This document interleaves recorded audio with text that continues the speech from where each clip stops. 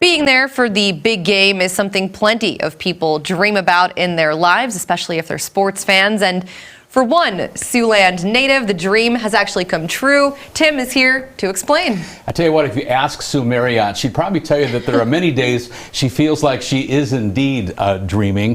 From the Breeders' Cup to the NCAA tournament and the biggest games of the Big Ten, Sue has a front row seat on the action. But you won't find her in the stands. The reason why in this week's edition of Siouxland Stories. For even the most dedicated sports fan, watching 500 sporting events in a single year would be a tall order. Not only does Sue Maryott watch at least that many games each year, but she gets paid to do it. My official title is Senior Coordinating Producer. And so for me, that means managing the 500 plus games that are on our network. A 1988 Walt Hill, Nebraska graduate, Sue is in her 7th year working for the Big Ten Network.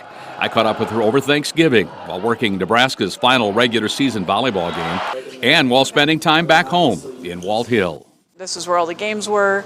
Teams, we would just sit up on the stage over here. You see Blue Jays, B-L-U-J-A-Y-S. I tease everybody that I had to go to college at Creighton to learn that there was an E in Blue Jays. Yeah, I mean, this hasn't changed. There's a lot of success stories up here when you start thinking about who, it's people kind of think, oh, okay, the Reds, but you start looking at who came out of here and what people are doing. It's pretty cool. Sue started her TV career in Sioux City in front of the camera.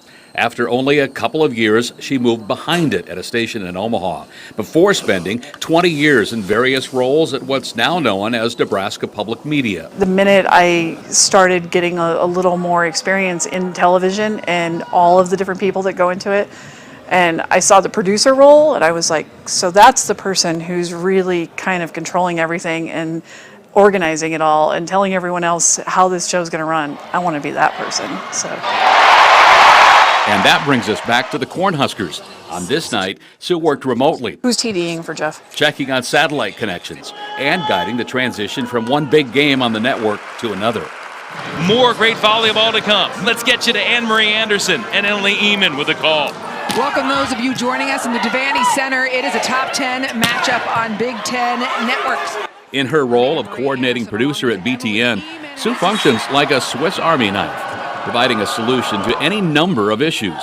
We are hiring the talent, hiring the producer directors, and then working with other departments on crewing, facilities, making sure the cameras and the connectivity and everything is in place to do these games. Chicago is now home for Sue, and she sees most of those 500 games from her office or the Big Ten Network control room. Look, I don't think the general population understands how much goes into a sporting event. You know, we all watch games on TV with really no understanding of what it takes to put a game on. From soccer to volleyball, field hockey, baseball, lacrosse, football, and more, Sue is in the game all year long. Football tends to be all hands on deck, so everybody's working in some capacity during football.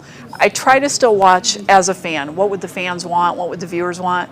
But then with my TV experience and that filter on, I'll be honest, when I went into this, Tim, I don't think I really knew what that path was going to be. I saw TV and I saw kind of behind the scenes in the control rooms, and I thought this is really cool.